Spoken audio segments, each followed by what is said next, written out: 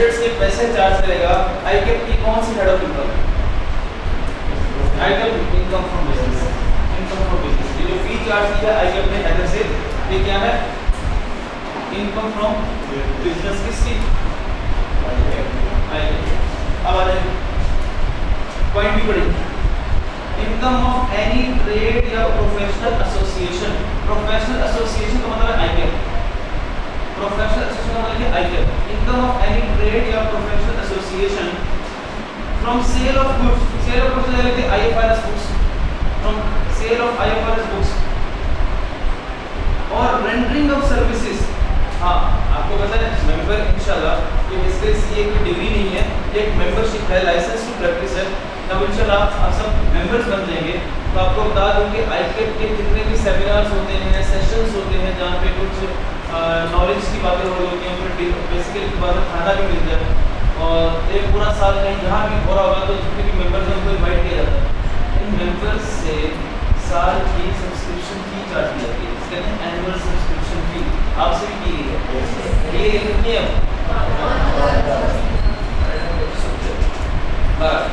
तो ये जो मेंबर से पूरे साल की एनुअल सब्सक्रिप्शन फी चार्ज की गई है, क्या ये सेल ऑफ गुड्स के बदले में है या आईकेप रेंडरिंग ऑफ सर्विसेज के बदले में चार्ज कर रहा है? रेंडरिंग ऑफ सर्विसेज के बदले में, चाहे हैदर जो है वो आईएफआरएस की पेमेंट कर रहा है या वो अपनी एनुअल सब्सक्रिप्शन फी पे कर रहा है, दोनों केस में आईकेप को जो पैसे मिल रहे हैं उनकी क्या है? Income from business. अब पूरा पॉइंट बना है, इनकम ऑफ एनी ट्रेड या professional association from sale of goods और rendering of services to its members, its members. यानी आईकेप अपने मेंबर्स को कुछ चीज बेच रहा है, कोई सर्विसेज दे रहा है, बदले पैसे दे रहा है, तो आईकेप की इनकम फ्रॉम बिजनेस। ठीक है, इधर एक एग्जांपल लिखी हुई है, annual membership fee charge by ICAP to its members for rendering various services. उस वेरियस सर्विसेज की बहुत सारी बातें आती हैं, इंशाल्लाह अभी देखेंगे टाइम आगे चलिए।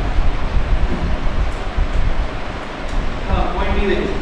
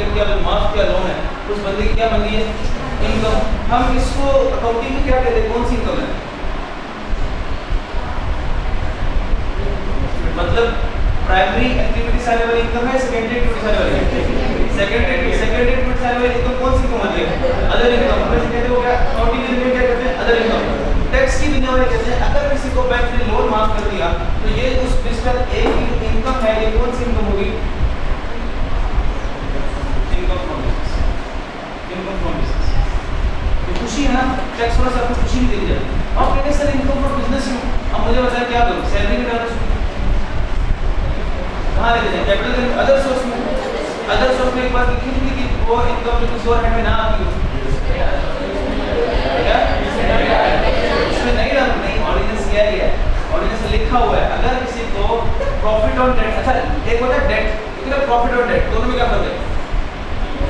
डेट का मतलब लोन माफ कर दिया। प्रॉफिट एंड डेट मतलब इंटरेस्ट माफ कर दिया, चाहे लोन माफ किया उस तरह को, चाहे इंटरेस्ट माफ किया, वो दोनों कौन है इसकी इनकम फ्रॉम बिजनेस में जाएगा। पढ़े जरा पॉइंट डी। अच्छा मैंने पॉइंट सी छोड़ दी, पॉइंट डी पे आ जाए। पॉइंट डी के साथ एक बॉक्स बना हुआ, इट मींस दैट लिखा बॉक्स बनी, it means that if a person has obtained loan from bank and later on he is not able to repay and as a consequence of which bank waives the requirement to repay। बंदे ने bank से loan लिया, बाद में पे नहीं कर सका और बैंक ने कहा जाओ ये लोन तुम्हें माफ कर दिया, then this benefit will be treated as income।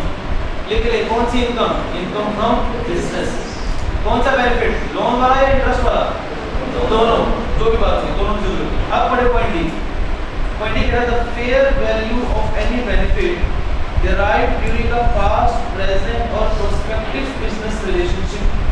क्या कहता है, अगर आपका प्रीवियसली कोई बिजनेस रिलेशन था किसी कस्टमर के साथ, प्रेजेंट में कोई बिजनेस रिलेशनशिप है किसी कस्टमर के साथ, फ्यूचर में कोई रिलेशन था किसी कस्टमर के साथ, उससे कोई भी बेनिफिट डिराइव किया जा रहा है। लेट्स सपोज मिस्टर ए का कोई बिजनेस रिलेशन था बैंक के साथ और मिस्टर ए को भी बेनिफिट मिल रहा है, ये पास्ट में मिला या फ्यूचर का है या प्रेजेंट का है मैटर नहीं करता, लेकिन बेनिफिट मिल रहा है आपको। वो बेनिफिट वो खुशी जो है वो आपकी कौन सी इनकम मिल जाएगी, इनकम फ्रॉम बिजनेस। ये इसकी एग्जांपल इसके ये लोन मिलेगा। एक्सप्लेनेशन पढ़ें। The word benefit includes any benefit from waiver of profit on debt और द डेट इटसेल्फ। यहाँ बेनिफिट से मुराद क्या है, या तो आपको लोन पे इंटरेस्ट माफ कर दिया या फिर लोन ही माफ कर दिया, तो जो भी केस होगा वो इनकम फ्रॉम बिजनेस कहलाती है। हाँ वो इनकम फ्रॉम सैलरी क्यों करती है, माफ करने वाला कौन था, एम्प्लॉयर था। यहाँ माफ करने वाला कौन है, कस्टमर है या सप्लायर है, कोई बिजनेस पार्टनर है, बिजनेस से रिलेटेड कोई पार्टी है। ये बात है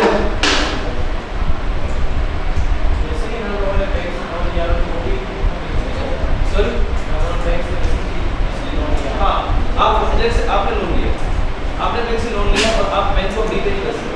अब अकाउंटिंग की दुनिया में आपको क्या हुआ, अदर इनकम। टैक्स की दुनिया में क्या आपके लिए इनकम फ्रॉम बिजनेस। जो रेंट का कार वाले क्या करते हैं, आपको गाड़ी रेंट देते हैं और डेली का चार्ज करते हैं, आपको जो भी अमाउंट होती है, लेट्स सपोज 10,000 रुपये चार्ज किया आपसे, ये उनकी कौन सी इनकम है, इनकम फ्रॉम। लेकिन हमने तो पढ़ा था कि रेंट इनकम फ्रॉम प्रॉपर्टी में जाता है। इमूवेबल प्रॉपर्टी का रेंट कहाँ जाएगा, इनकम फ्रॉम प्रॉपर्टी। मूवेबल का रेंट कहाँ जाता है, इनकम फ्रॉम बिजनेस। पढ़े जरा पॉइंट सी। पॉइंट सी में बॉक्स पढ़े, for example rent a car business, note लेंगे rent of movable property, sorry immovable property, immovable property का रेंट कहाँ जाएगा, income from property.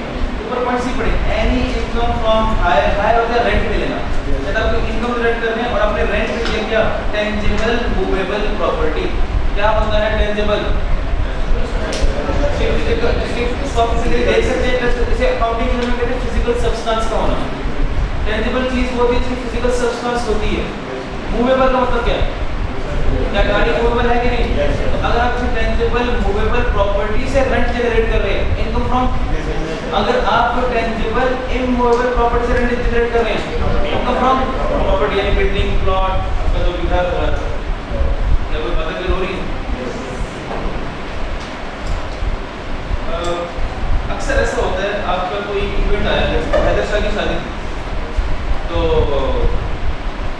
Haider Shah ने कहा मैं पहले वलीमा रखूँगा, शादी करूँगा, तो बार जो भी पहले उसने वलीमा रखवाया। तो वलीमा रखवाने के लिए क्या हुआ कि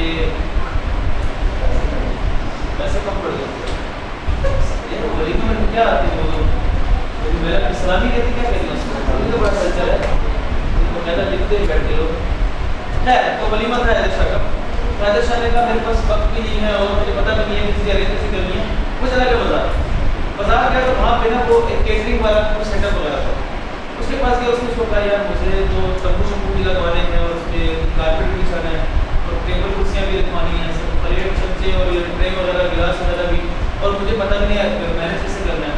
तो केटरिंग वाले ने कहा आप टेंशन ना लें, हम ये सर्विसेज भी देते हैं, आप हमें जस्ट पेमेंट करें, 5 लाख पैसे, 5 लाख पे करें, कल ही टेंट लगा होगा, कारपेट बिछा होगा, स्टेज भी सज जाएगा, कुर्सियाँ भी लग जाएगी, टेबल भी लग जाएगा, बर्तन सामान ही पहुँच जाएगा, इसके बदले में पास में 5 साल चल ये देर के बीच में थोड़ा अच्छा पैकेज है।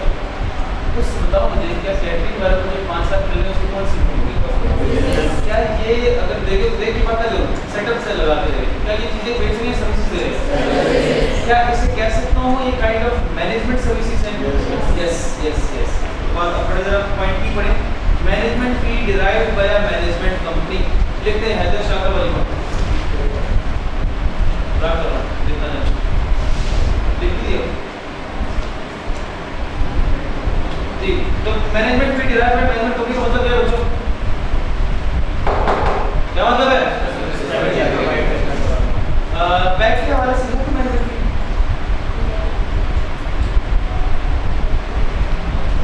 एक इस मार्केट में ऐसा कैंपस है, बड़ी भी चल रही है, मैं नाम नहीं दूंगा उस गाय का। अब बोला आप आईटीआई में रजिस्टर कराते हैं, मतलब आप पेपर के रजिस्टर कराते हैं, क्या उसकी कोई कॉस्ट है? मतलब ऑनलाइन वेबसाइट ओपन करके रजिस्टर कराना वो तो फी है ना इटसेल्फ एक अलग से।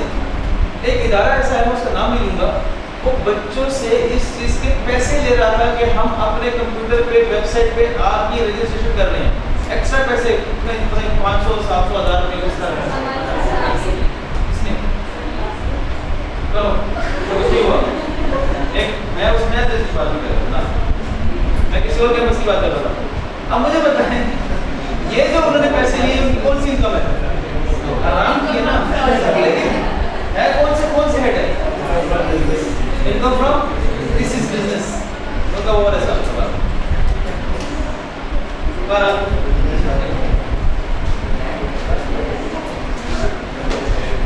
मुझे बात तो बताएं, अगर मैं आपसे कहूँ कि इंटरेस्ट इनकम कौन कौन अर्न करता है तो दो कैटेगरी बनेगी, एक इंडिविजुअल और एक बैंक। एक इंडिविजुअल और एक बैंक। आपको पता है इंडिविजुअल अगर इंटरेस्ट इनकम अर्न करे तो कहाँ जाएगी?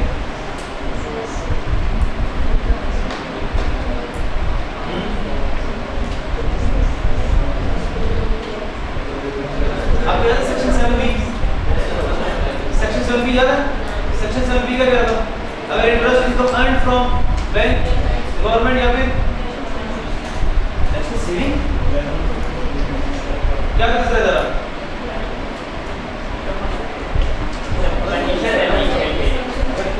दायरे क्या थे? Bank, government. अगर वहां से कोई बंदा एक बंदा वहां से इनकम अर्न कर और एक अदर देन दिस थ्री, फिर हम देखते 5 मिलियन वाला है कि ये याद है सेक्शन 7B? उस आपको याद है? अब एक पूरी बात सुनो, पूरी बात सुनो, चलो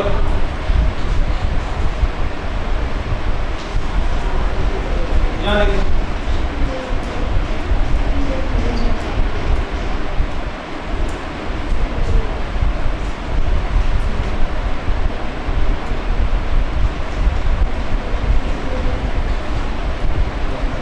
इंटरेस्ट की बात तो मैं कोई इंडिविजुअल बंदा यानी दोस्त ने दोस्त को लोन दिया और 1 लाख का लोन दिया और वापस के 1,10,000।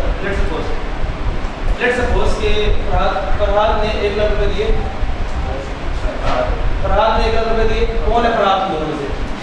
तुम्हारा नाम क्या है? अफजान। फरहाद ने अफजान को 1 लाख रुपए दिए और बदले में कहा कि जब वापस करोगे तो मुझे 1,10,000 रुपए करना। हम हैं दोस्त लेकिन पैसों के मामले में नहीं है, तो अब कितने फरहाद ने कितना इंटरेस्ट इनकम कमाया? फरहाद की बैंक है, ये एक इंडिविजुअल है, एक इंडिविजुअल इंटरेस्ट तो एक इंडिविजुअल कमा सकता है और एक इसका काम है इंटरेस्ट को कमाना बैंक का। ये तो दोनों बैंक का तो काम ही इंटरेस्ट को कमाना है, तो बैंक की इंटरेस्ट को क्या है?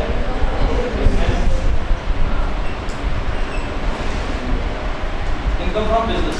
लेकिन जो फरहाद ने 10,000 रुपए कमाए हैं वो क्या इनकम फ्रॉम बिजनेस है या इनकम फ्रॉम अदर सोर्स है? सेक्शन 7B को देखेंगे कि एनटीआर है या एफटीआर है।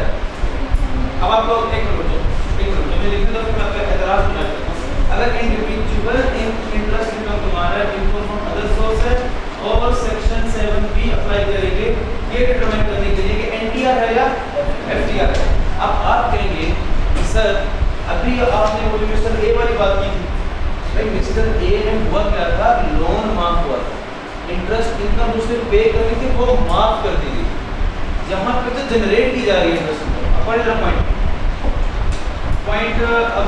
2 पढ़ें। Any profit on debt, bracket में लिखा है interest income derived by person where person's business is to derive such income. अगर किसी बंदे ने इंटरेस्ट इनकम कमाया और उसका काम ही इंटरेस्ट इनकम कमाना था, जैसे कि बैंक, तो क्या लिखा है? shall be chargeable under the head income from business instead of income from other source। यानी बैंक के लिए क्या इनकम फ्रॉम बिजनेस। वैसे उसमें आपको बता दूं पूरी बात यह है कि इनकम फ्रॉम अगर इंडिविजुअल इंटरेस्ट इनकम कमा रहा है वो उसकी इनकम फ्रॉम अदर सोर्स है। सेक्शन 7B अप्लाई करके देखेंगे एनटीआर है या एफटीआर है। अगर कोई ऐसा इदारा इंटरेस्ट इनकम कमा रहा है इसका काम ही इंटरेस्ट इनकम कमाना था, तो उस केस में क्या होगा? उसकी इनकम फ्रॉम जैसे बैंक, एग्जांपल लिख ले बैंक। क्या मुश्किल लग रहा है इसमें? तो मुझे एक बता दो कि कितने इनकम बेस बात की क्या था? पहली बात नॉर्मल प्रॉफिट या गेन कमा रहे हैं, देन आई केयर भी फीस ले रहा हूं, चार्ज कर रहा हूं, देन रेंट कार वाला। नंबर 4 वो जो लोन माफ कर दिया, इंटरेस्ट माफ कर दिया। नंबर 5 वो कैटरिंग वाला, मैनेजमेंट फी वाला। Number 6 interest income earned by the bank, interest income by the bank. 6 बातें दोबारा। नंबर 1 नॉर्मली प्रॉफिट या गेन कमा रहे हैं। नंबर 2